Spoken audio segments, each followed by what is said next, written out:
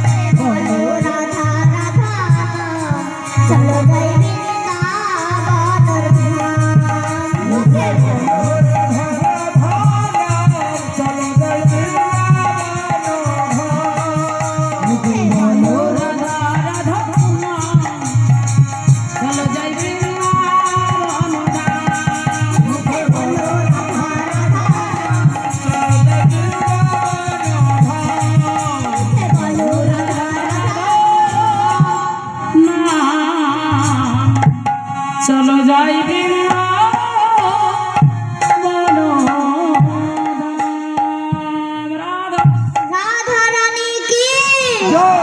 বৃন্দাবন ধাম কি, কৃষ্ণ কানা